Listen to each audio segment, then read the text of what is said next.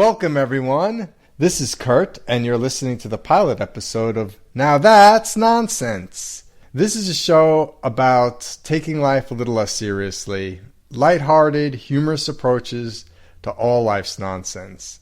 This time I have on my friend Woody, and we're discussing how we weren't exactly thrilled about how Season 8 of Game of Thrones went and how the series ended. So we're going to try and make Season 8 great again. The title of this episode, Saving Game of Thrones. I hope you enjoy it. We should probably introduce ourselves. Yeah. Who we got? Guest today, special guest. James Woodruff. AKA Woody Wood. Can we call you Woody? Yeah, call me Woody. Yeah, Woody Wood. Woody, that's cool. Yeah, good. Originally from Philadelphia. Do you want to plug your other podcast? Is that still going on? Or well, that was going on during the football season. Yeah, 4 for 4 Broadway Sports Talk. It's a good question. I haven't talked to the fellas. We've been on hiatus. I feel like I talked over you. Say the name of it again. Broad Street 4 for 4. And you guys talk. Yeah, four guys talking about the 4 major sports teams in Philadelphia: the Flyers, Sixers, Eagles, and Phillies.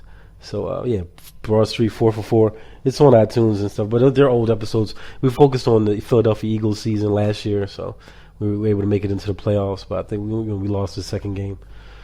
But yeah, so I was excited to do the episode with you, the Game of Thrones episode especially. Anything, I like the way you just talk about things. Oh, I appreciate you have that. a nice perspective on things. So let's talk some nonsense about Game of Thrones. Who's not talking about Game of Thrones?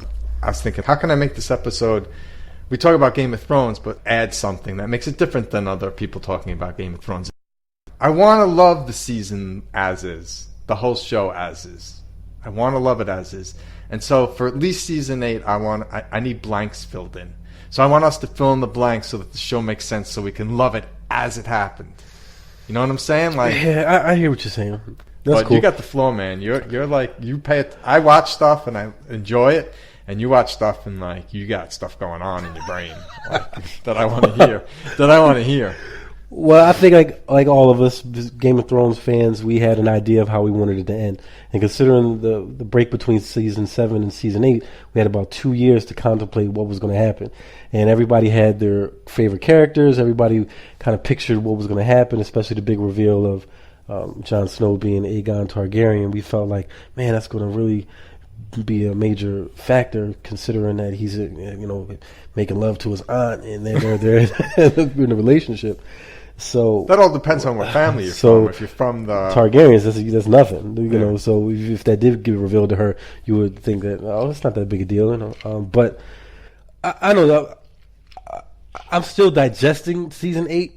I feel like Season 8 could be that season where you look back 5 years later and say, you know what, Season 8 wasn't that bad, because I'm reading the articles, watching the videos.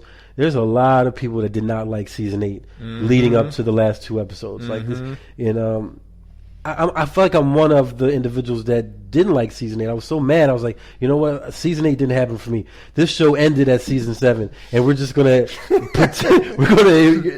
imagine our endings for the characters. Nothing else happened. Right. Yeah, the last episode was the Night King tearing down the wall and heading towards Westeros. So that's it.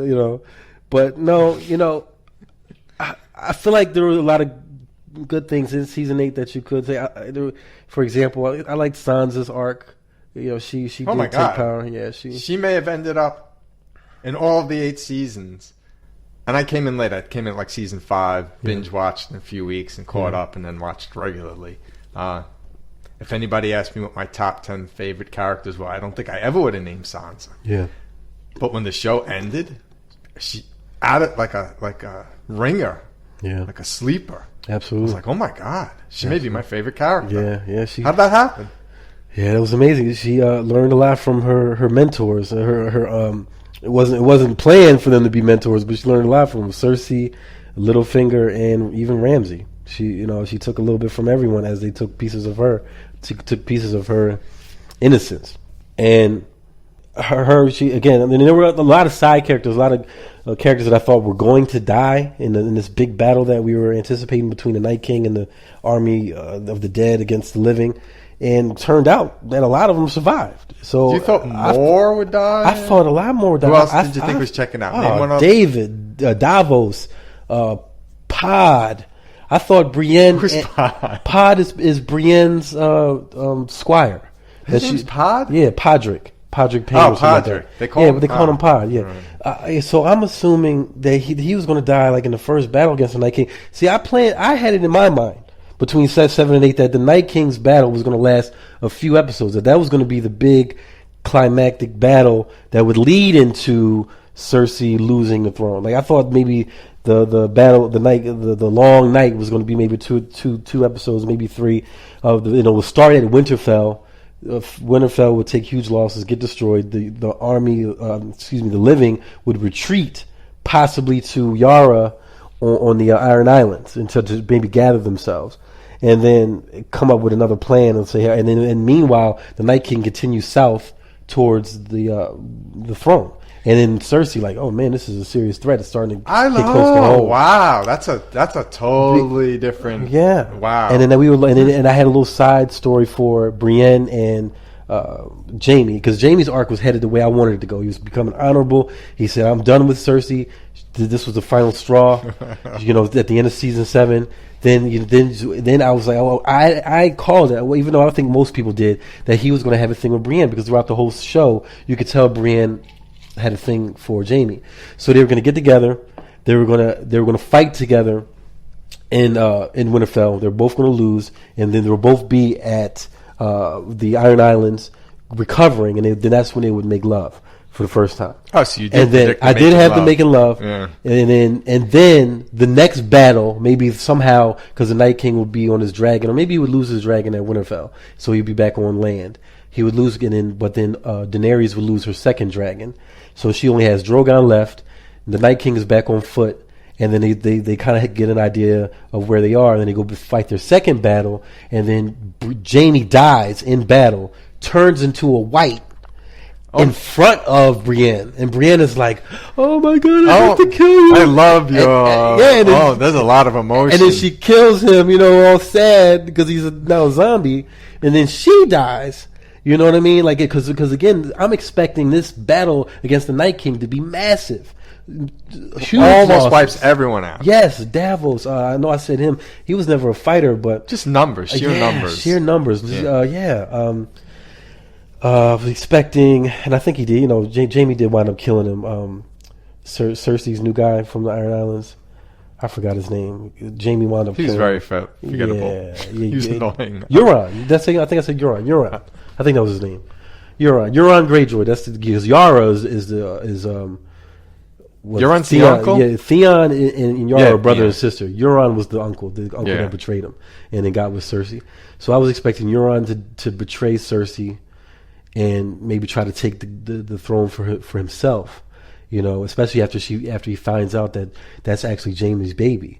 So he seemed like he was an idiot when it really happened. Like he didn't put 2 and 2 together. When Tyrion even said, when you remember right when they were holding Missandei for capture for ransom almost, and he was like, Tyrion was pleading, saying, "Do it for your kid." And at that point, you were thinking that maybe Euron would put 2 and 2 together. Like, how the heck does Tyrion know that you're pregnant? Oh, that guy's not that Euron character. Was like, "Durr." That guy's not that character. Yeah, well, I was expecting something like that to happen. Like, okay, well, Euron is going to get with her, but then find out that that's not his baby, and then maybe just give him incentive to betray him. Here's my thing, though. It was not enough time because you only got 6 episodes. And that's why I want to have the show. Let's fill in the gaps to make season 8. 10 episodes at least. Season 7 and 10. Season 7 and 8 should have been 10, sorry. Let's fill in the stuff that had they shown it to us, season 8 would have been wonderful. Because that's the only way I can leave happy. Yeah. I kept saying I feel like so many shows end disappointing. I feel like there's a laundry list. Yeah, you're right. And so I was like, this is my all-time favorite show. I don't watch TV. I don't watch TV. Yeah. I don't watch a lot of shows. So to call something my favorite show and really invest a lot of time in it, I was like, please just don't ruin the end. Please just don't ruin the end. And I couldn't help when I left feeling like they ruined it. So what I'd love to do is parrot. Like, it is as it is. We're not gonna start a petition and they're gonna rewrite it. Like, yeah, that's ridiculous. Like, take it, fill in the gaps. Say they had put in more episodes and they filled in this information that we're gonna fill in. Then you look at season 8 and you're like, this happened exactly the way it was supposed to with the information that was missing. If it had 10 episodes, we would have had more time for the Night King to be more of a threat. They consolidated everything to have the Night King battle, the Long Night, be one episode. And I don't even have too much of a problem with Arya killing the Night King. I would have preferred Arya killing Cersei and Jon being the one, or Aegon being the one to kill the Night King, the way it's set. Like, I was expecting him to do it. Because I honestly ended up, Aegon wasn't a factor at all. Him being Aegon Targaryen meant nothing in the way it really went down. And I would have liked to have that. I would like that to have been something. And maybe make him more saying, hey, I will embrace this leadership role. For Jon Snow being Jon Snow, who he was, and he probably many seasons was my favorite character. It's because I always felt like he was brave, honorable, always in the fight, always doing the right thing, had a good moral compass, was a leader, absolutely everything. And for him not to take the throne, because that's again, we need to fill in I hear what you're saying. I know it's hard not to say how you would have wanted it to go. I get it. We can sit there all day long and say how it wanted to go. Like, let's try and fill in the gaps so that the way it went makes sense and we can have peace with it. Starting with the number one thing, like the Queen of Dragons. Daenerys, yeah. That was too much of a shift. To me, that was as bad a shift as like when who's the Darth Vader guy in the Star Wars? Anakin Skywalker. When Anakin becomes evil, that shift was like, all right, that was too fast. Do you remember that? Oh yeah, absolutely. Like, it was like they didn't develop that good. Oh, now he's evil. Yeah, and his wife thought she was dead. But it just started in Attack of Clones too, though. Remember when his mom died? Yeah, but let me ask, just in your heart, did you feel like they didn't develop that good enough? I thought Anakin was better than Daenerys. Yeah, I thought I had a problem with Daenerys' shift because it felt like, women crazy. Like it was on that tip. Like she lost she lost the dragon, she lost Missandei. Like, how come she can't be one of those strategic thinkers like a man? Like a man would have those losses, but they wouldn't lose focus of the throne. But for some reason, Daenerys, she flew off the deep end, and she's super crazy and wants to burn and kill men, women, and children. There's one explanation. I thought that was sexist. I want to come up with a better explanation. I didn't have that explanation when I looked at it, but that's, if you're looking at it and like, how do I make sense of this? How do I make sense of this character who's always seemed so good? And now she's suddenly destroy a whole city. Everything she did was if they were doing it, if their intention in doing it, it was, she's a woman and she's having one of those days.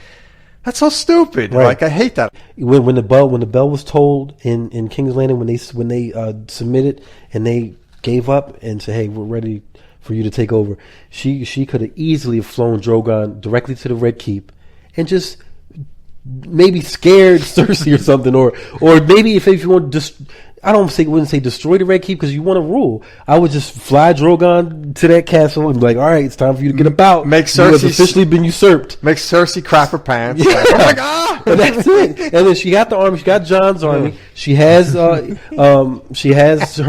Unsullied and the remaining Dothraki. She just say, kindly leave, please, but not you, Cersei, because we're going to hold you. We got some explaining to do. Can you imagine how exciting it would have been to have Daenerys sitting on the throne, having a back and forth with Cersei, like a dialogue of where like she's in charge with the dragon behind us. Yes, that would so many missed opportunities. Many missed opportunities. I know you want to recorrect the show in that way.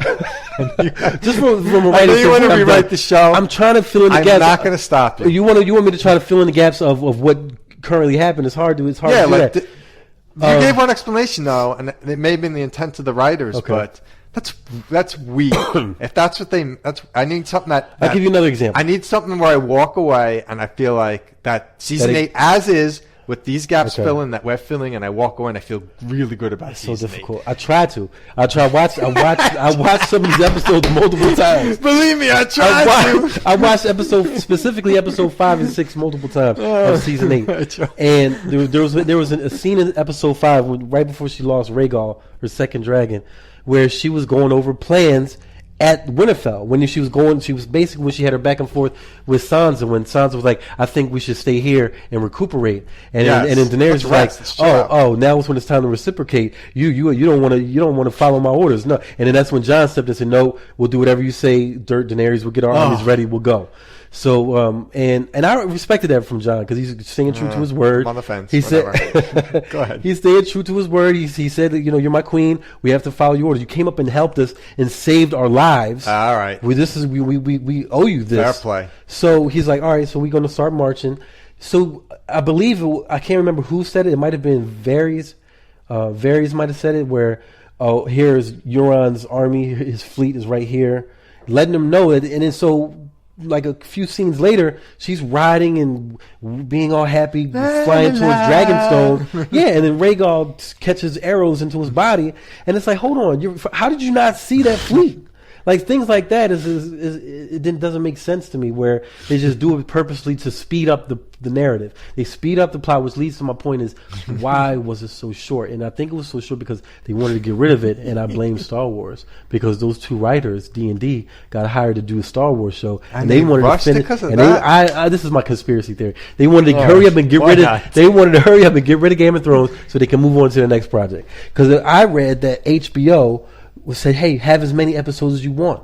And D&D why wouldn't they say that? They were like, "No, we want to." This is all like baby. We want to finish. Everyone loves this show. That's how this is a win-win-win-win-win for everybody. That's how I feel. So it's trying to fill in some gaps. Okay, Varys. He died. He got burned. Now let's stick to the Queen of Dragons. Queen of Dragons. Let's try and what's something we didn't know. They had an episode where a filler-in episode before she burns the city down and after. Okay. Even before she rides her dragons, and gets some stabbed and killed, like shot through the heart, like neck. Because that was just plain stupid. You have a brother. No, you have not a brother. You have a brother-in-law-ish. You have the Bran who can see everything. Yes. Hey, Bran, by the way, I'm about to ride my dragons and we're about to go into battle. What do you see? You made an excellent point. It's almost as if Bran is evil. Maybe he was conspiring to get the throne all along, where he knew that these things would happen, and he didn't want to tell you because he knew that if he did say something, that would change the course of him becoming king. I'll go with the Bran is evil storyline, but you got to give me one other thing that Bran did. Because otherwise, one other thing that Bran did that says Bran's evil. I'll entertain it. As is Bran's. I think evil. More so is his ability not doing anything and considering his powers. He just like you said, he could easily have been that individual to warn everybody of what's to come. Yeah, but he chose not to. I don't think. Now, if we had a scene where they were sitting in the room and everyone was conferring, and Bran was sitting there on his iPhone or with his cup of Starbucks coffee or his water bottle between his legs, and just not paying attention and not saying anything, I'd agree with you. But I don't think she ever even asked him. We're going into battle. We should really rest. We're going into battle, Jon Snow. But yes, my queen, we're going back into battle. All right, let's go. And I don't even think she thought 2 seconds like, I got some kind of crazy psychic here. Why don't I ask him? Like, just a stupid move. And being emotional. What about that part at the very end when Tyrion says, I know you don't want it. Basically, when he's pitching him the idea of being a king, he sees everything, and he says, "Why else do you think I came?" Yeah, he knows. But then let's go back to maybe early. It might have been in late season 7, but early season 8 when he told some character where he's like, "I don't want it. I don't want anything." I think he might have been talking to Tyrion, where he's like, "Oh yeah," because Tyrion was talking to him like, "Hey, so now you're the Lord of Winterfell." Yeah, and he's like, I'm not the Lord of anything. I don't want anything. That's probably true that he didn't want anything. Well, if he didn't want any... What? Hold on. You don't think at that point he saw that he was going to become king? I think when he saw that it was going to be and was going to be presented to him, I think, unlike his stepbrother, half-brother, whatever brother he is, Jon Snow, the formerly cousin, did the right thing, Jon Snow, he did what Jon Snow should have done. Oh, this is being put before me. I don't want to do it. I've said I don't want to do it, but you know what? I need to own this, and I need to step up because like all these people are coming together and they agree to me, and I'm going to say no when I can see everything, and I probably am the best person. I don't want it, but I'm going to take it. Like that. It's spurious. That's certainly one angle and one perspective to look at. Yeah, give me another the evil angle. Brian. Another angle you can look at is that he put his name on a group project and didn't do any work. And then he gets the A+ right along with the other character. Now I found myself defending Bran. I got you, Bran. Sit back down. Bran does nothing. Bran, don't get up out of the chair. Sit down. I got you. Yeah, you don't have to worry about. I got you, Bran. Woody, they're all sitting around like 100,000 White Walkers. We got 20,000 people. What are we gonna do? This plan, that plan. We're not gonna. Bran raises his hand and goes, put me in the courtyard or whatever it is. Like, put me as bait. Like, he did everything. He put himself out as bait. And because of his plan and it being executed by everyone's lives, like, they want. Like, he put himself as the bait. The guy who's put himself as the bait has a dragon. The guy could have flown in and fried Bran. Bran's like putting all his eggs in one basket for the greater good. He deserves anything he wants. So you're okay with Bran being king at the end? Oh my God, yes. Oh man, I wouldn't have picked him either. That was terrible. I don't want him. I don't want him as king. Well, you know what's why did anybody bring up the fact that Jon is Aegon Targaryen when they were all discussing who should be king? There's so much to get to. Yeah. But what I am, I'm going to try and stay on our point of like, let's fill in the blanks. Okay. It's hard not. It's hard not. We could talk about the show probably for 10 hours and then come back for part 2 tomorrow. So let's try and do our best to stay on task. Okay. But believe me, I can go nuts on so much, Woody. Queen of Dragons. Yeah. I have something I'd like to propose. An episode they left out. Okay. The Meister guy, Jon Snow's friend. I'm so glad you know names of people. The Meister guy. I probably just frustrate the hell out of Davos? people. The Meister. The Maester. Oh, it was Samuel. Samuel you say Maester, and I say Samwise. Samwise. Okay, I got you. Samuel Tarly, I got you. Samwise. So Samwise? Or Samwise is fine. That's Samwise. Samwise. Thank you, Woody. This is nonsense. Just can't keep it straight. No, that's cool. All right, so what's up with Samwise? This is the missing episode. Who proposed democracy, by the way, and it got laughed at. Yes, we all. as it always is laughed at. Yeah. People could say they want democracy, but they're going to change it to something else.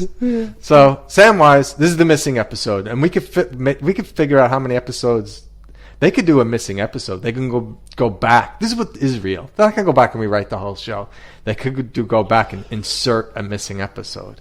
So in this missing episode, before the Queen of Dragons flies her dragons to one of them to their death because she didn't stop to ask the psychic for 2 seconds about what's going to happen, the Maester, Samwise comes to her, and he's like, "I've been reading in my books." I've been reading in my books because they have some leisure time. She agreed. She didn't agree to the break. Oh, that's right. She's going in. It has to happen before that scene where she agrees. Like, let's go back in. Before she leaves, the battle ends. With her ship, yeah. Arya flies through the air, kills the guy. That ends, and then this is the next episode. They are on a break. It's just, even if it's 8 hours or 12 hours, and the Meister has some time, he couldn't wait to get to this one book. He's reading his book, and he reads about something called bipolar disorder, and he's sure Daenerys has it. Mm-hmm. And he even distills some lithium from something, and he read he pulled scales off the guy who was supposed to turn into a monster. Yeah, great like scale. So he can certainly diagnose bipolar disorder so she's bipolar. It's diagnosed that she's bipolar, like she has a disorder. And she recognizes it, and he gives her this medicine. Here, she's like, take this medicine. And then there's some other stuff that goes on that explains other stuff so we can be happy with the ending. Why Jon Snow won't take the throne more, because I don't feel like that was explained good. Like, why aren't you taking... whatever. Mm-hmm. And at the end of that episode, you see something happens. Maybe she gets a little pissy because Sansa's getting more attention than her or something. And she, like, crushes the pills and, like, throws them into the wind. Okay. So then when she snaps at the thing, she's bipolar, not just a woman having a day. Yeah. She's bipolar, and she they can even maybe re-edit an eye twitch. She blew away her meds, And maybe she saved one pill, and she takes the one pill and like flicks it, and then just burns the city. So it's like a mental disease illness runs in it. They didn't make it clear that like she clicked into mental illness phase until that exact second, but the exact second didn't make sense without explaining why it came to that. It didn't make any sense. And maybe during that same episode, they could flip back to John, and maybe hear John talking with Tormund, who's the head, the ginger from the Wild. Yeah. Maybe talk to him about the greatness of the North and how cool it is to be out there, and do have more time with Ghost, his dog. Maybe he's feeling, oh man, this is so much fun being out here with you guys, and I miss the North.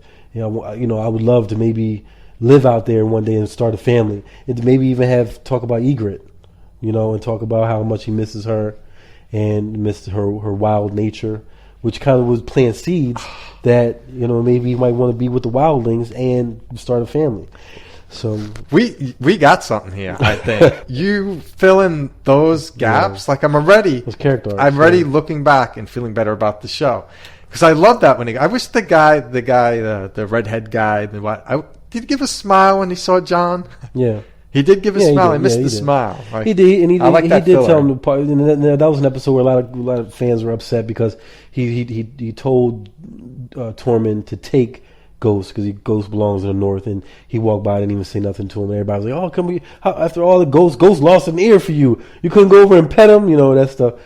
So that would create more of a bond between him and Ghost if we had this missing episode, this lost episode, and maybe even have Jaime, because at this point Jaime's still with, did he leave? No, because this is right after the battle. Right after the battle. Everyone's still in-house. So Jaime's still with Brienne. They're still getting it on, and maybe have more of him missing Cersei. Okay, maybe have more conflict, internal conflict with him of really wanting to be with Cersei. If this is I hate this arc of how he went back to Cersei, but we have to stay on task because that's the ground rules of what really happened. So we have to create more conflict in him of why he wants to go back to Cersei. I have it. It's a montage where he's on a stroll in the woods by a stream. Okay. and he's thinking about Brienne of Tarth and past scenes.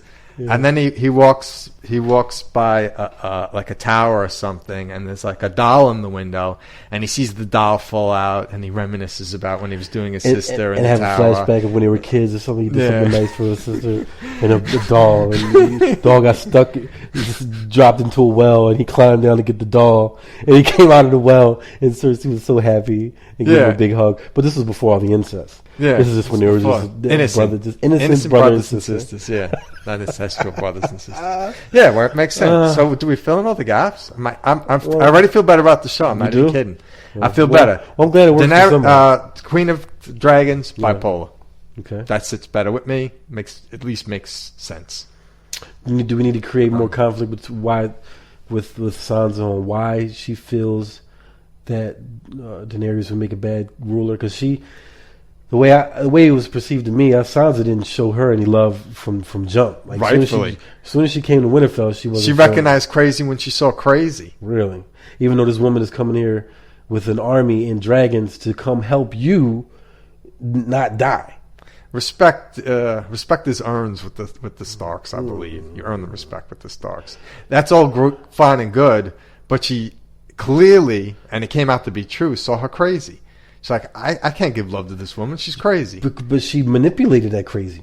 She only became crazy because of the things that she did, telling Tyrion that secret. That secret ultimately got her dragon killed and Missandei killed. That's John's fault.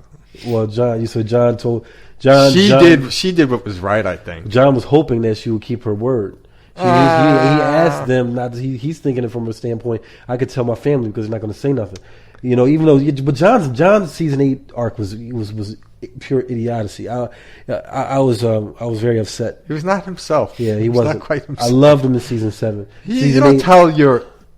He knows who everyone is. Yeah, he may not be the most strategic. He knows exactly what kind of person Sansa is. He should have known Sansa would tell a secret. Come on, I agree. I agree with that part. He said, but he remember. I'm just going off of the rules of the show. He said, "You promised not to tell anybody anything." He swore it, And then Sansa's like, I swear. You know what? I said, I swear. Your scenes in the episode where he's just reminiscing about the North and really wanting to get in the North, then everything you do makes sense. He's not thinking with his right mind. He's like half thinking. He's really dreaming about like, can't wait till all this is over. I'll just get the Queen of Thrones on the throne, and we'll be whatever. I don't even care at this point. I'm going to go North. Yeah, maybe if Daenerys. And then all his decisions make sense because all his decisions are like half-brained, half-witted. I mean, once the White Walkers are dead, the world is like pretty much as the world is now. There's wars, there's battles. Like, it's pretty good from where he stands. Like, we're not being wiped out. I'm not dead. And yeah, there's some battles to be fought, and Cersei's, a real pain in the butt. But, I'm going to make half-witted decisions because I don't really care. Let me just get through this, and then I can go North. That makes sense to me. Yeah. Because that's the way he acted. And everything Sansa did was for the North. She said she wanted the North to be a separate kingdom. So she even asked Daenerys, like, hey, what about the North? We want to be free from once you take the throne, we want to be separate from you. And Daenerys wasn't having it. So anything else not make sense? I feel good. If I look back and I think of the reminiscing of Jon Snow. If I think about Jamie's reminiscing stroll, where he thinks about his childhood with his sister, and it becomes more of a sister thing. Yeah. Like that's what I think I didn't like. If you had that, I think I filled in the gaps. I don't know if they made it clear. I think I filled in the gaps. He's going back to his woman, not his sister. But with your episode, he's going back to his sister. And then I'm fine with Jamie leaving because I thought it was so stupid he left. But I was fine with him. Yeah, and that's why Tyrion was setting up that side plan to get them out of King's Landing. Helping his brother and his sister. How terrible Cersei is still Lannister, is still his sister, and he wants her. And he loves Jamie so much, and he knows Jamie loves her so much, he wants them to be happy. So if he can get them out of King's Landing without suffering Daenerys' wrath, that'll make him feel good. That'll work for me. Are we missing any pieces? Are you left with? If you fill in those, how do those gaps feel? I was okay with the Clegane Bowl. I was okay with the Mountain and the Hound fighting. I didn't want the Hound to die. Yeah, and I'll tell you why. Another thing I wanted to talk about, if you're up for it, is spin-offs. And I only had one thing. Jen gets props for this. She's the one who brought it up to me. She's like, I'm like doing the show at Woody tomorrow. She's like, oh, talk spin-offs. I'm like, I can't even talk spin-offs because I know I want to talk about what is. I don't want to change what is. Yeah. Like I wanted to fill in gaps so I can be happy with what is because they're not going to rewrite season 8. I can't have my spin-off unless I rewrite something. Unless I pull a Marvel, that agent's dead. Oh, no, he's not. He's alive and he has his own show. Like, I'm not going to pull that. I don't. That doesn't jive with me. I felt like that you were okay with that. With Coulson getting Coulson dead. Oh, Coulson alive. Yeah. Like you forgave. I didn't forgive. Yeah. Well, you did like I did. You ever watched it? Did you ever watch the show? You did like I did. Like I'm trying to do with Game of Thrones. Like you explained it so it was okay. I'm trying to explain it. Nick Fury got him out and got him out of death. Got him out of death. Nick Fury got him off the helicarrier into a facility where they performed surgery on him, and they used a dead reanimation, a dead Kree like Ronin. Captain Marvel now, because she's part Kree. Yeah. Like they used the Kree body because the Kree was on Earth millions of years before. How many minutes passed between this and this? A lot, like hours passed. But they were able because of the Kree blood, it was able to regenerate his brain and all that other stuff. Of course, it's comic book stuff. How much of that? So, I know it's comic book stuff. And he suffered a great deal, and the reason he's dead now. He's dead, even though there's a season going on now. It's supposed to be a different person, but the agent Phil Coulson is dead right now, as far as canon. How much even of comic book you bought that? Like, don't tell me.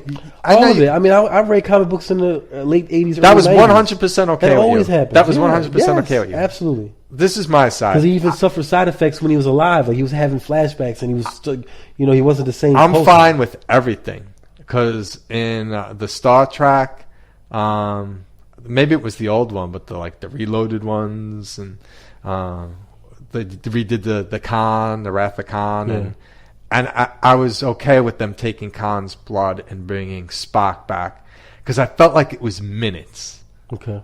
Like the Coulson thing's a little brain dives little weak. I got you. Hours, but you have to suspend. You have to suspend some realism hours when you watch sci-fi and comic book stuff.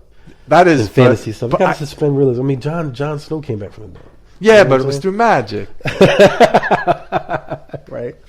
I get it now. We just have different views of magical thinking. I just Nick Mine's okay because it's magic. Yours is not because it's Krill. Nick Fury, Krill's not magic. Nick Fury used comic book sci-fi Magic? sci-fi science. Magic? Medical science. Science magic? In the world With the Krill magic? No, he was all types of... He was... You saw at one episode. You saw the Kree body, and it explained everything. If you fit an episode, the Tahiti project was put in place in case an Avenger died. Like Nick Fury didn't have that just for Coulson. He had that in case Thor would die or Captain America would have died in that battle. This was a plan B, and because he had so much respect for Coulson, he decided to use it on him because he was. He played such an integral role of bringing them all together. When you take the serum out and you read the box, it says distribute may cause stomach upsetness, diarrhea. Try to administer within blank time of death. What would it in the most still sci-fi? Mm-hmm. If you say magic, anything's possible. But if you say science, even comic book science, if you say comic book science. What number out? If 4 or 5 hours is okay with you, is a day okay with you? Is 5 days okay with you? Like what's I think they too did much? talk about the time frame. I think they were struggling with Coulson because of the time frame. If I remember one episode, may come back a monster. It's something like that. It was so long ago. This is season 1. I think that show's in like 7 or 8 seasons now. But all this took place in the first season. It was like 22 episodes long, and that was one of the issues I think they were fighting with, the fact that it was so long between when Loki killed him to when they were trying to bring him back. And what made that season so good was they actually made references to the show, the movies, the greater universe. And Samuel Jackson made a few cameos. Colby Smulders made cameos as Maria Hill. So it engrossed you into that Marvel Cinematic Universe. But now, since the TV side and the movie side are so separate now, the TV hardly ever references what goes on in the movies. So if I was going to watch one season of that, you'd say I would say it's like season 1. Season 1 season done. 2 maybe. But if you like that show, it somehow was able to capture a little small section of the universe where you can actually enjoy it and not worry about, hey, why isn't Captain America helping out? Where's Iron Man's around? Why is he not helping out? Because they did one season which was really cool. They were on another planet, and it kind of made sense, and it was cool for what it's worth. But now it's just like a dying dog. You just want to just take it out in the back and shoot it. There's a lot of dying dogs. Put the Agents of S.H.I.E.L.D. show out of its misery. Like it's right now. It's airing now. But I haven't watched. I DVR'd it. I think I'm like maybe 4 or 5 episodes in this season, and I have yet to watch one episode. I couldn't wait. Every Thursday, whenever that show came on, I was on it. But now I could care less. So maybe one day I'll get over myself and that they brought him back too soon. I mean, they brought him back after too much time, and I'll suspend that and I'll watch. No, save it for Disney Plus when the Marvel Studios puts out shows. When they're gonna have Winter Soldier.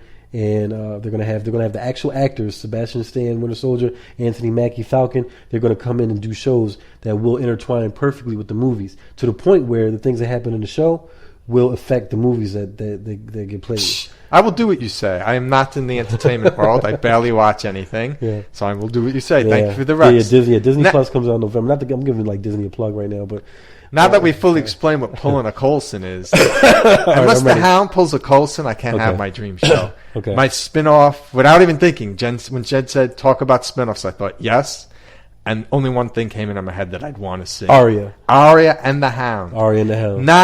It could be Arya's show, or it can just be a show. Okay. And sometimes they're together, sometimes they're apart, but in clutch situations, whoever's storyline you're following, somehow the other one always shows up to help the other one. Okay. Because I love that when they rode off after the battle together towards King's Landing, my heart jumped because I was like, that's my spin-off show. Like, look, they're riding around together. Like, oh my God, we've got to backtrack then. We have to go back to you wanting to fill in spaces to explain character arcs. And Arya Stark, we need to fill in a space where we need to understand why Arya Stark wants to stop from killing Cersei when she's been on her list since season 1, and it only took 2 or 3 sentences from the Hound to have her say, you know what I'm doing is wrong. I'm not gonna kill Cersei now, even though she was about 10 steps away. Do you remember when the Hound and Arya marched into King's Landing? Yeah, I do. When it was being destroyed, yep. And they were only steps away from meeting them coming down the steps. Oh, I think he was trying to stop because she was going to die up there, right? She was going to. They were both going to die. He was basically saying to her, if you go through what you're doing, you're going to follow a path of hatred and death like I'm about to follow. You're going to end up like me. Yeah. Don't end up like me. And then all of a sudden, she just has this epiphany and says, oh, you're right. You're right. And then thanks, called him by his real name, whatever his real name is. And then she goes off. Right. The writers needed her to run through King's Landing and be a witness to destruction. That's what the writers needed. But she could have killed Cersei, got her, and then help the Hound out. Yeah, and I would have my show, and then run through, and then run through King's Landing and see all the destruction. But that's why I wanted Jon to kill the Night King. I wanted Arya to kill Cersei. Yeah, I wanted that. So let's fill in these gaps here. Why was she all? In that show, because all those in that show, because all through the other episodes she was kill, get out my face for kill you. So after she kills the Night King, she has another conversation with the Hound, and he says, you're such a mean, you know how he always curses the C word, the B word. Yeah. You're such a mean. What made you this way? Because and he's like, well, I learned so much from the faceless man, and I'm an assassin now. And what do they do? And they live in this church, and they all they do is kill. That's not the way to live. You're just following the path like me. Maybe have more of that. And then make her be like, oh, that's an interesting point you make there, Hound. Maybe this path of killing all the time is bad. Maybe I should be more on the path of discovery, which would explain her wanting to go be Christopher Columbus and discover what's west of Westeros. They're missing one episode. Yeah, they're missing. One episode. At least. I want 10 episodes because I want more fighting. I want more because HBO was ready to empty their pockets. But you got to take what is. We can only work with it is. I know, but I want 10 episodes. I don't want 7. They gave us 6. You saying you okay with 7? I want 10. I don't think we're just talking about Game of Thrones. We're talking about life. Most of life you can't rewrite. You got to take what is and make sense of it. So that's philosophical. I like that. Yeah, that's deep. That's deeper than the Lantis. Deeper than the seafloor. Traveled by the Mantis. Shout out to X-Clan. Grand Verbalizer. What time is it? Now, wait. So what's your spinoff show? Do you have one? I like that one. That's a good one. Ari, it could be like Better Call Saul because Better Call Saul is amazing because it's got Saul and it's got Mike. Those are 2 totally different characters, and they very rarely intertwine.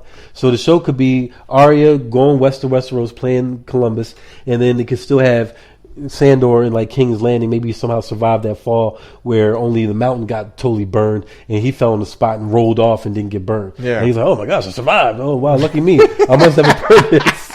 They could still do that. Yeah, they could. They could still. They could. I'm okay with that because they never showed them dead, right? Never showed it, but they fell in a big pool of fire. I can have my show. You can have your show. They could. Oh my god. Have your show. I could legit. Yeah, no Colson more. He's got to be more burned though. He's got to be more burned. Like he could be mega messed up. I don't care how messed up. As long as he's alive.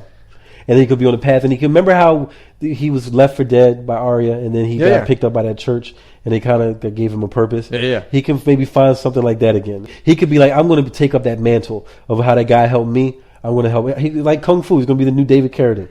He's going to go travel from around Westeros looking for people to help. All of season 1, you don't even know if he lives or not. They occasionally show him. You think he's going to die, and not until the end of season 1 do you realize he's going to live. And then season 2, as season 1 ends with like this cliffhanger, you think Arya is totally messed up and she's going to die. And the last thing you see in season 1 is something like the Hound opening his eyes where you know he's going to live. So season 2, you know they're coming together. Oh my gosh. Oh, you saved my show. And I don't even have to reanimate him. The witch is dead. Nobody has to get him back through magic. No. That's great, man. So what's your spinoff show? Thank you for saving. You saved my spinoff show. Well, looking back on the show, I guess I would like to focus a little bit more on Jon and him and his travels north because I I like Grey Worm too. I like Unsullied went to Tarth. To go. You like Grey Worm even after at the end? I like Didn't he Grey seem Worm. kind of like?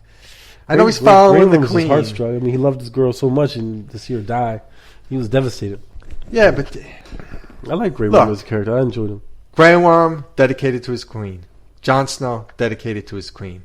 Mm-hmm. Jon Snow, his sister in their home saying the soldiers should rest. No, we should go follow the queen. They both follow the queen, but Grey Worm seems to have lost it too at some point. Like Jon Snow's like, come on, man. They're out there about to kill all those guys, and he's like, hey, oh, wait. The queen said, no, like it's over. Well, he had that same bloodlust that she had because losing Missandei. Missandei was basically saying her last words were Dracarys, like burn it, like bring the fire. And so that's what he was. That was his last wish to his love. Like I'm gonna do what you said. All right. I wish I'm gonna bring the fire. I guess for me, like you maybe thought that as you saw it, like, all right, he's killing these people. He's pissed off about his woman still because he stood down. After I just wish he would. He was an honorable dude. He had honor as a soldier because after it was all said and done, he took Jon captive. He agreed to go to this council. And he agreed to have. Yeah, after that, he was great. He agreed to have this new king being made, and he left. Like he could have easily got with the Dothraki, like, yo, this is our city now. We're not giving it up. We're gonna stay true to the queen. She got killed, but this is us now. We running the show, and then they could have been within each other. They could like Grey Worm could be like, I'm the king of the Seven Kingdoms now, but he didn't. A part of me wants to know why was it such an easy turnover, but it is what it is. Well, again, for time, you had to do it for time. In the episode, the missing episode, what do we see from Grey Worm that explains him giving it up so easily? I appreciate. I love that when not wanting to rule. Maybe just the whole not wanting to rule. Like this too complicated, and he's a soldier. He wants to honor. He's tired of fighting. Yeah. He wants to maybe go back. Maybe he could delve into that a little bit more. But the Dothraki, man, they're all about pillaging, and it's not that many of them. Why do they want to leave? Maybe it's because I know why. Why? They don't have a leader. They don't have a leader. They don't think. They're not. To me, they're not a thinking. Like they're very. They're not applauding. Not thinking. That doesn't sound right. I don't think they're a plotting thing. They're like, well, this is upon us. Let's go. Let's do this now. They need without a leader. I don't think they would. So are we filling all the missing gaps. Oh, what's your spinoff show? Grey Worm. Well, I like some of the characters that weren't in it. Like I would have liked to have known what. I guess I would. I don't know, man. That's a good question. The Maester? No, I'm thinking of the Dorne, the woman that was in the dungeon. I guess it's safe to assume that she died. Maybe when the Red Keep was collapsing. Remember the woman that Cersei had held captive, who was watching her daughter die from the poison. Oberyn's woman. She was very interesting. Yeah, she was interesting. I'd like to know what happened to her, but I guess it's for us to assume that she died, because it's such a vast world, and that's just one country. Westeros is one country. You got Essos. I would like to have known what happened. I guess my spinoff show would be a continuation. I want to know what happened with Drogon taking Daenerys to. I'm assuming Valyria. That would be cool. Maybe somehow, because it is referenced in the show that dragons are very intelligent. So they could, because you saw Drogon burn the throne. He was making a decision. Yeah. He burned that. That is right there. That knowing that he has the capacity to see that throne was corrupted his mother, and you say, you know what? If my mother can't have it, no one will. And this throne is the reason why my mother and my two brothers are dead. So he destroyed the source of all evil, kind of like that. He officially threw the ring into Mount Doom. You know yes, he did. Yeah, so and then he's like, I'm going to collect my mom, and I'm taking her back to Valyria because I know where some stone men got something going on that can bring my mom back. Magic, magic. Yeah. It's all about magic, baby. She can come back. You never know. Yeah, well, yeah. She's from when she died until the dragon flew somewhere could be an hour. That's what I'm saying. Yeah, because you know see how fast. The dragons flew her from Dragonstone to beyond the wall. Everything seemed almost like a portal. Yeah, exactly. And I know a lot of Game of Thrones fans complain about that. It was that everything started. Varys was moving from country to country. I think anyone's be in agreement. Like any spin-off show, that has the characters in good writing. Yeah, Any yeah. of the characters in any good writing will watch it. Yeah, true. I think that's True. Well, they are doing spin-offs now, like officially. Like, but from my understanding, they're prequels. They're going to be with different hundreds and hundreds of people, years before with the different show. people. that we Now, know. I want to spin off with an actual person. Yeah. I don't want to spin off or a with- movie. Or a movie. Give us a movie.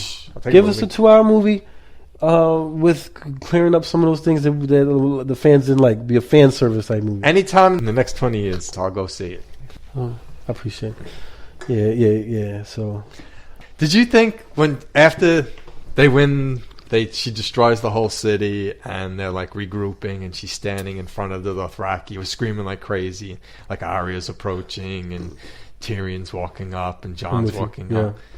When you saw Tyrion approaching, did any part of you think like, oh, he's gonna stab her?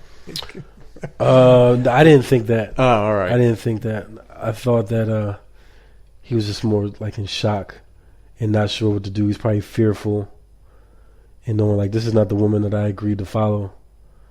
And John's probably just sitting there like, "Dude, I don't know what she's saying. I don't speak Dothraki. I don't speak Unsullied, but it sounds pretty bad." Because he's such an idiot. Like, because even when he was in a cell, he was explaining to her like, "Does that sound like a woman who's ready to rule? Like, is this a woman that's ready to conquer?" Like, because he said, because John made some type of comment that the war is over or something like that. And Tyrion was like, does this sound like the war is over? Come on, man. You don't have to speak that language to understand, where she's coming from. I do want to talk about something else. Yeah. Bran the Broken. Okay. Believe me, I think I can go on for days for that. I'm like, why does he keep saying Bran the Broken? Yeah. Why does he want to call him Bran the Broken? Right. If you were named king, being real and comical with yourself, what would they call you? Bran the Third Eye Raven. Oh, like No, James? you. I have mine. And mine popped right into my head when I thought of this question. That's good. So, Oh, man. I go first or you can go first. I don't care. Mine I have, though. But what's the first thing that comes to you? Being funny with yourself and real. I guess. What would Tyrion say? And we give James the Freak.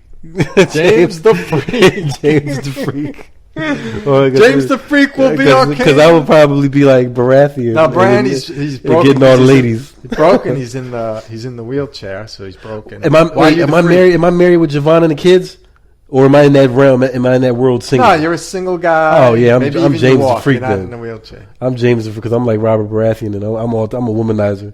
I'll be James James the the Freak. James the lover of ladies. Well, no, it's got to be negative. They wouldn't. Oh, it's got to be negative. All right, well, James the silly or James. I guess. You know what I'm saying? They took Bran the Broken. Let's focus on that he fell out of window. But some other people have honorable names, like cool names, kind of the titles that exemplify their courage. Yeah, that's really great. Going along the lines of the show, Tyrion for some reason decided to call him Bran the Broken, which drives me insane.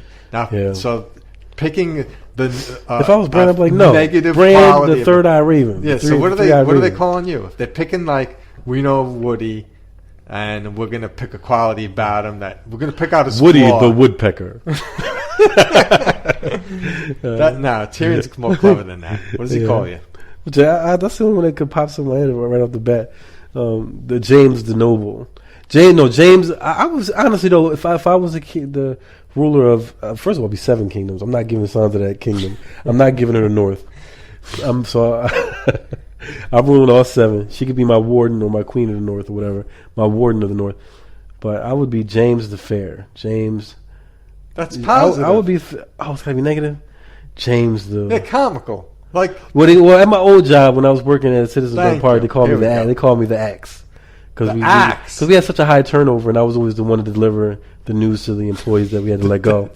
James the Axe. That's a king's name. Yeah, James the Axe. Boy, who's our new king? Bran the Broken. I'm gonna do what I want. Who's our new king? James the Axe. Ooh.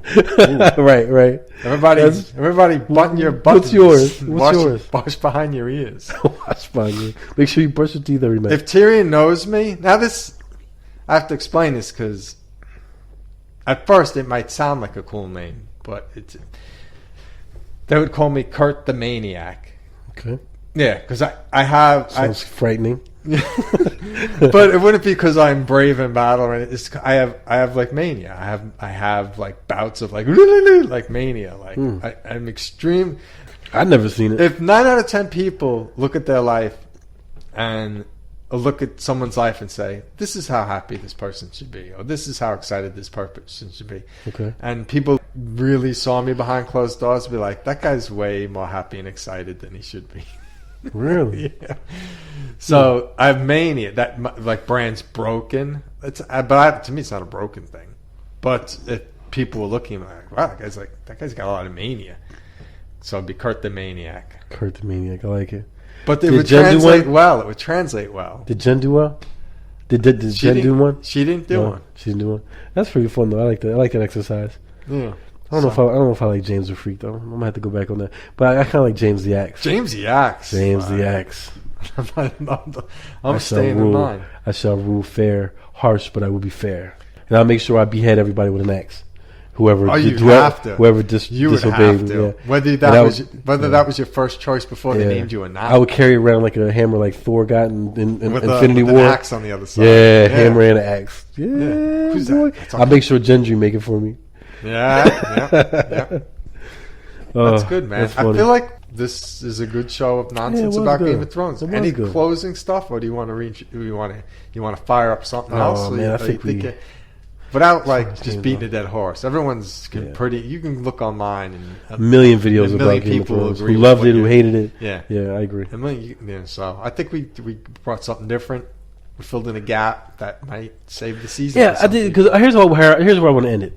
I wanted to love Game of Thrones because I have there are very few dramas that I love that I make sure I watch, and I had a top 5, and my top 5, but my prerequisite for being my top 5 is the show has to be done so I can evaluate all seasons. And right now, The Wire was my number 1 for a long time until I saw Game of Thrones. Until I saw Breaking Bad. Breaking Bad became my number 1. The Wire number 2. Right now, Better Call Saul is on that verge of being in my top 5, but I can't put it there because it's not over yet. Game of Thrones I knew was coming to an end. I said Game of Thrones has the potential to knock Breaking Bad off the top slot. And I was really, really, really wanting to do that because I love season 1 through 7 so much. And even 7 has its flaws, and I was upset that 7 was a short season. I wanted all 8 seasons to be 10 episodes, like the first 6. But, I was like, well, it is what it is. The 7 was still good for what it was. And then it ended, and I was like, man, I have to be honest. I have to search my feelings. And because I remember when Breaking Bad ended, I was like, wow, I felt like I was on a roller coaster. My wife and I binged through it, a lot of episodes. And we were very fortunate because we didn't have to wait like the people who adopted it early. And but we came late and watched it all on Netflix. And I remember when I was done, I said, man, what a ride. I felt like the series finale actually had me sweating a little bit. And when I was done, I felt like I just got finished like getting off of a roller coaster. I was like, wow. That was good. And then so when episode 6 was done of season 8, I had searched my feelings, and I recalled back to that time when I watched Breaking Bad. I said, I'm not feeling that. I cannot give Game of Thrones my number 1 spot. I think I might still crack my top 5 because Sopranos is in there. So it might. But I'm still absorbing it. I got to be honest. Like in my free time, of course, we got work and kids and life. But in the free time, when you're just sitting back and reflecting, maybe surfing through TV, and then an old episode of Game of Thrones comes on, you try to be like, man, did this entire show hit all the right points for me? And that's what I'm still fighting with. I feel like maybe I'll look back on it in about maybe a couple years from now, maybe when the kids get older, when they're mature and when they're in college or high school, college, and they might want to start watching that show. I'll watch it again with them and get their perspectives on it, and then maybe it might get there because The Wire took a while for me to actually appreciate its greatness. The Wire is a phenomenal show, and at points it feels like a documentary, and it's a fascinating show. And I know there's a lot of other good shows out there on HBO and all the premium channels, and all the Hulus, and we're being oversaturated with so much pop culture and TV, it's not enough time in the day to enjoy them. But there are those few gems, and I still feel like Game of Thrones is a gem. And I want to end that, and I just want the listeners to walk away with, hey, James had a lot of things to say about it, but I'm not bashing it. I'm not going to say Game of Thrones sucks now. I still think it's one of the best shows ever put together, production wise, acting, set pieces, just the costume design, and it's an amazing show, and I still think it'll be considered one of the greatest shows on TV when it's all said and done. I feel what you're saying, and that it couldn't take the number one spot for you. It is my number one show currently, but considering how it ended, it's easy for someone to knock it off. Because if it ended and had the feeling the way Breaking Bad had the feeling for you, nobody ever could have knocked it off because I loved the show. I want to ask you this. With the fill in the blanks episode, like that episode being shoved in there. Would it put it at number one? Where would it have put it? Number one. Yeah. Yeah, the episode that we made. It would take it to number one. Yeah. Yeah, it would definitely take it to number one. Yeah, the character arcs were just, it was too many drastic changes in the last season for me to get behind it. Yep. I was like, whoa, this is not the Dany that I'm familiar with the past 7 seasons. She was harsh, but she ruled through love. Like there were parts where guy was on a crucifix, dying, and then she went up to him and gave him some water. People loved her in Essos. Like, and I know she said, I don't feel love here. I only get fear here. And I understand all that. I know they touched on those briefly, but I just needed it drawn out more. I needed it to be expanded upon. And at least you're saying at least one episode would have done you justice. I'll stand behind. I want 10 episodes. I want 10. Yeah, I want 10. I want a few more episodes of them expounding on those points of Jaime longing for Cersei, Arya maybe reevaluating her killing lifestyle, Jon longing for the North, the real North, and maybe having more screen time with Tormund and his crew. And Ghost, and with Tyrion, did Tyrion end up where we think he should have been? Like, it almost makes the hand. He's always so, the hand. Did he win? Because essentially he's kind of like the king too. He's where he should, exactly where he should be. Yeah. You don't think he deserved to have died? Deserved to have died? Yeah, or killed? You think he deserved to have been killed? No. What he did was reason. He's saving his sister. Yeah. Jon Snow wouldn't have had him killed. Let's put it that way. I'd say, when it comes to Game of Thrones, what would Jon Snow do? That's what I would have done. That's what I would have done. Yeah. And he has his laws and rules, but he's not like his father. Where remember episode 1, they go out and they come back, and he's like, weren't supposed to come back. We're chopping your head off. Right, I came back to warn you. You broke the rules. Head off. Jon Snow's got rules, but he's also got reason. Not that his father didn't have reason, but his father's line was too hard. I think Jon Snow is how I'd want to rule it to be. Yeah. What are some of your favorite shows? You said Game of Thrones would be. That's what I was going to ask you too. I'm glad you brought it up. Like, now that Game of Thrones over, like, what's next? Like, what's my next show? And I don't have anything. Yeah, me either. Like, because I watch TV because Jen watches TV, and I watch TV with her. Like, I don't watch TV. If I queue up anything, it's last week tonight with John Oliver because I want to laugh and I want to get a little bit of knowledge about the world, just a little, because it seems like the world's crazy. And if I can get it in a funny way and still be slightly informed, minimally once a week, I don't queue up anything. Yeah, that's a good point. I watch too much CNN. Sometimes I realize I'm watching too much CNN. I quickly turn off. Like, man, this is too depressing. You know how much too much? You know how much news is too much news? How much? Any news. I'm not even kidding, man. Philosophically, really, what do you need to know? The weather you look outside. You know how I get my news? I'll just tell you my experience. Ken points out that I like telling people what to do. So let me just share my experience. Okay. I realized that news has nothing for me, on any level, and I went with my belief and just cut it out. No newspaper. If there was some if the phone came with news alerts popping up, I'd shut that feature off. If something in my computer was sending, I'd shut that off. Don't read the paper. If I'm in an email and they try to flash me a news story on the side, I ignore it. Well, some of it's good. I can't necessarily agree with you 100%. I like watching it. Recently, the anniversary of D-Day, and they had a really good story on all the veterans being honored and stuff like that. So, but you just don't want to oversaturate yourself. Where you sometimes I'll notice that CNN is on in my room for about 2-3 hours, and it's like, okay, that's enough. That's like just too much information, too much negative information, too much of what the president's doing, too much of whatever. So then I'll quickly turn to the ESPN or the NBA channel. Yeah, if you're I need something different. Or I'll throw on a comedy, just to lighten up myself from the news, or just turn off the television. You know what I'm saying? If you're being selective, that's great. But I'm talking about, I feel like people give themselves periods of news time. They're not selective. Like, I'm going to sit down and read the paper. And then in the paper, there might be a story about a celebration, but most of it's crap. Yeah. And most of the news is crap. So, yeah, I stopped watching the news, and two things I discovered. One, everyone tells me everything I need to know. If something happens somewhere, I'll hear someone talking about it.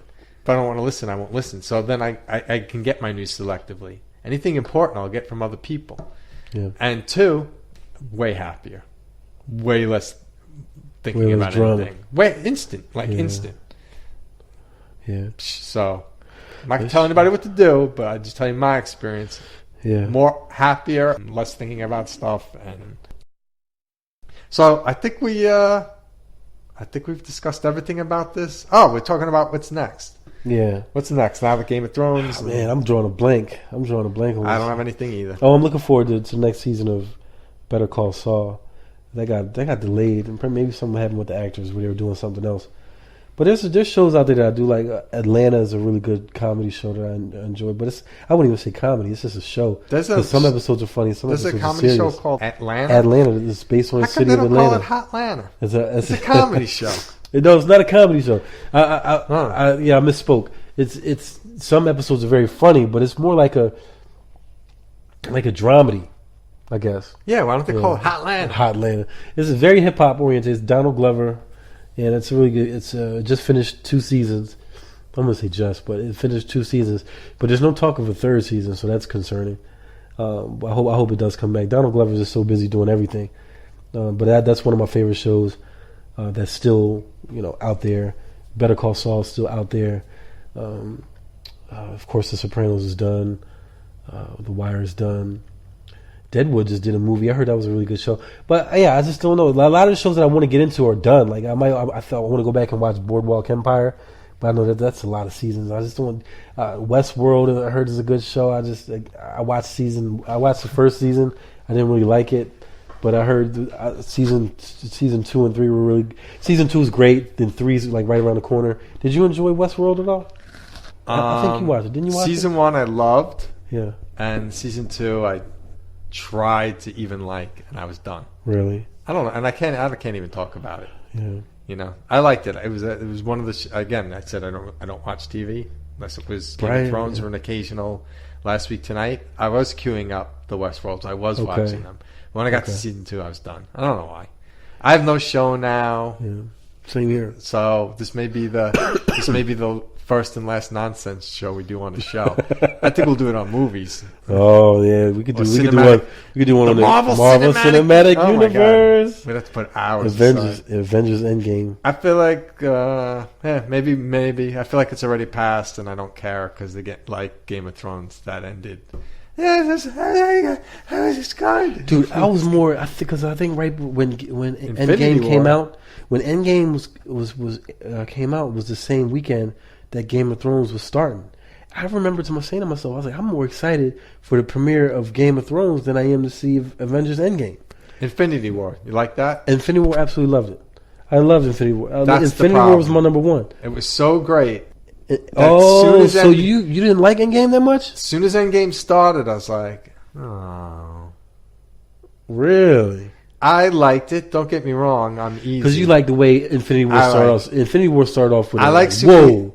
Thanos just punched you in the mouth. Like Thanos is here, and he is going to be the villain to be feared. Like that's what you liked about Infinity War, like how it started right off with him just being taking out Everything. Heimdall, taking out Loki, destroying the ship. Like I think you can play any 5 minute. You can play any random 5 minutes of Infinity War, and I'll be like, whoa.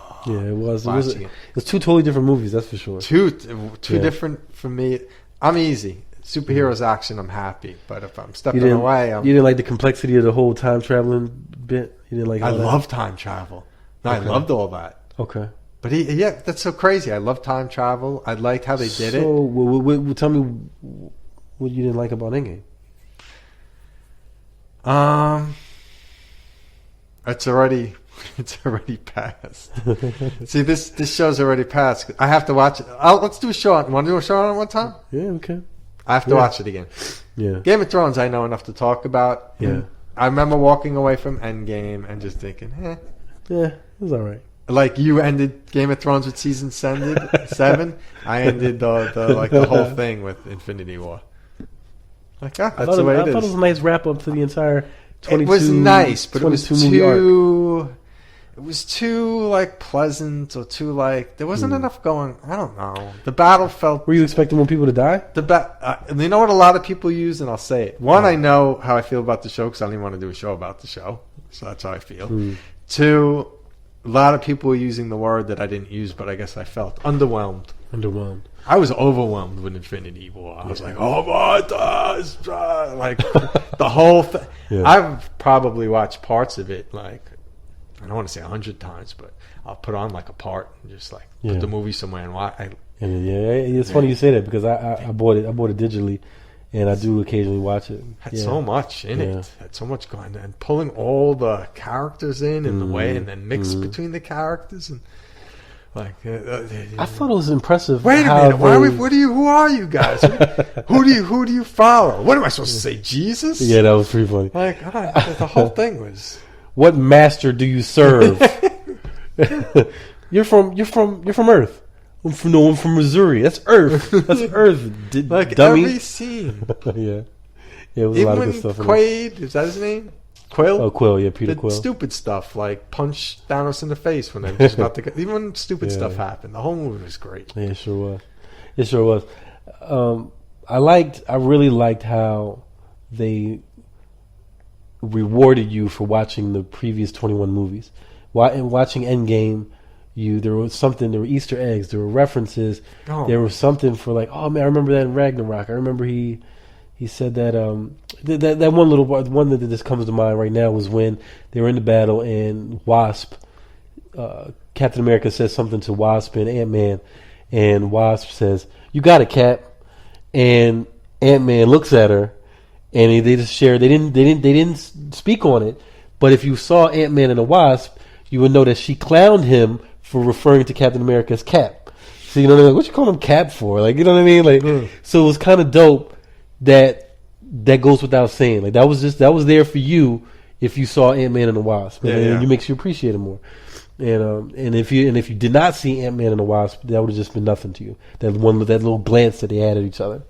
So like that's what I love about Endgame, and how they actually make me appreciate Dark World more, and that was one of my least favorites in the grand scheme of things. I remember we all went to go see that together in the movie theaters. Me, you, Jen. Dark World? Yeah, Thor: Dark World. Me, you, Jen, Razi, and Giovanna.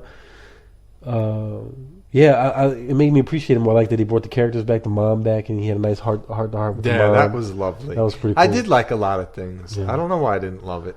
I liked how they brought back the ancient one, and they kind of retconned because I remember seeing Avengers and going back and being my nerd, like Doctor Strange is around during this time, like not the Doctor Strange, but his crew. You know what I mean? Like the whole ancient one and that whole side of the world. I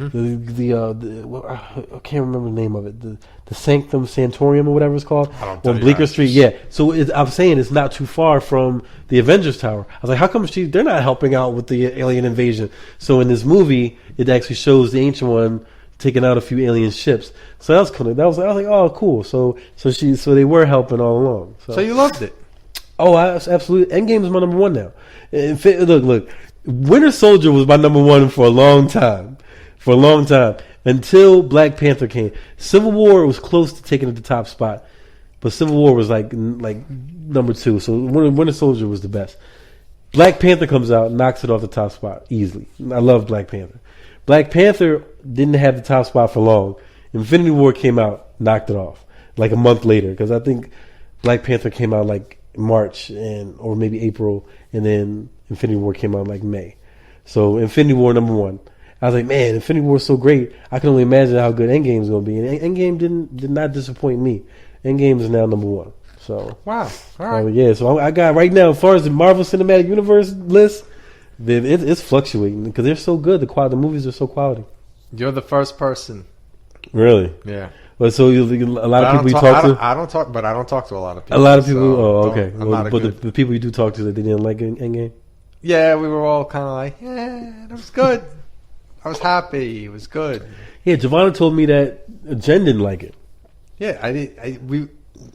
We geeked out on Infinity War. Yeah. Like we loved Infinity War so much that after Captain Marvel, just because we love Marvel and we loved Infinity War, we went to the movies, watched Captain Marvel. We came right home and watched Infinity War just because you wanted to Marvel up. Oh, really? We were so like, ah. Yeah, well, Captain and then we Marvel saw Endgame and I was like, yeah, that was good. Now, see, Captain Marvel for me was meh. It didn't get really good until the very end when she started really embracing her powers. I was like, right when she became Captain Marvel, I only got like 5 minutes of that, and then the movie was over. I was like, dang, man, I wish she would have came to a realization a little bit sooner, so I could see her kick some butt when she was destroying those ships in space and bang, bang, bang. In Endgame, I'm glad she got some play. Yeah, she got a little bit. Again, she showed up when she had to. I would like to see. I like when Thanos headbutted her and she didn't even flinch. That was cool. Yeah. So this like cool. Just a left field out of nowhere, but related. Yeah. Favorite show as a kid? Favorite show of like 0 to 12. 0 to 10. 0 to 10, 0 to 12. Favorite show. Dukes of Hazzard comes to mind. I didn't look at it. At that time, it was way before I knew all the information behind the South and the Confederate flag, and I didn't care about that. I just loved the good old boys. I loved how they used to slide across the General Lee. Yeah, I didn't know who General Lee was. Just their hijinks. Yeah, their hijinks, getting into trouble. Yeah, messing with Boss Hogg, and I didn't even have a crush on Daisy Duke, and I didn't. I just loved them driving the car and then jumping off ramps, and that's I remember I loved that show. Chips. Do you remember Chips? That was Chips. That was a good show. I like Chips. Yeah, Chips and Dukes of Hazzard. Yeah, but as far that was all Saturday morning cartoons was where it really was at. Have you? I'm just curious. Have you watched Dukes of Hazzard? Does it hold up? No, absolutely not. Absolutely. All right, not. let's do that. What about you? Let's do that. I'd rather ask it a different way. Yeah, mine answers both, I think. Favorite show when you're a kid that holds up. My favorite, for some reason, I like Dukes of Hazzard. I used to like Knight Rider. I think I like both of them because they were Knight cars. Rider, that's a good one. And that was a cool car. Absolutely. I'm sure I like the car thing and I was everything. a big Knight Rider fan. I think one of my favorite shows growing up was Highway to Heaven. I like the idea of that guy. Like he was an angel, but to me, he was like a guy with magical powers who went around and helped people with his magical powers. Yeah, absolutely. Saying that name right now brings up a lot of emotions for me because I remember I used to watch that show. I totally forgot about that. Man, that's awesome. Yeah, Highway to Heaven. I used to watch that regularly. Which is kind of related to like Ari and the Hound, like in their travels. I imagine they'd be helping people, killing bad people. That makes me think of Quantum Leap. That was kind of like he kind of did that too. Yeah, he was trying to get home, but he jumped into different people and helped their lives, and corrected their situation, and then he jumped into another person's life. I mean, do you remember Quantum Leap? Yes. I don't know why I didn't watch it more because you know which one I watched more? It was probably a phase in my life when I wasn't watching a lot of TV, the Quantum Leap. Before that, there was one about this guy and a kid, and he had this time, Phineas. Someone was named Phineas Bogg or something. Huh. It was a guy and a kid, and he had this thing, and it looked like a stopwatch, and it had red on it and green on it. And when it flashed green, they knew they completed their mission. And they traveled through time with this watch, and they'd fix things, and then when it lit green, they knew they could jump to like another time. Yeah, I think when Quantum Leap came out, I was already kind of getting off TV. But yeah, any kind of help people. I think that's it. Let's do the wrap up, Rob. Woody? Woody, wait. I call you Woody. I never heard you self-reference yourself as James. Yeah, Woody, as much as you have. That's cool. What do you? Either or. You'll answer by either. Voyagers? Yeah, that sounds right. Was it Voyagers? That sounds right. Huh, I don't know. Phineas Bogg is a member of a group of people called Voyagers. Okay, the power of Google. So it was great having you on the show, thank you so much for having me. This was truly enjoyable. I don't know what else to say. I guess that's it. I guess All I'll right, wrap ladies it up and gentlemen. It's truly enjoyable. All right, thanks for listening. All right. Peace out. Peace.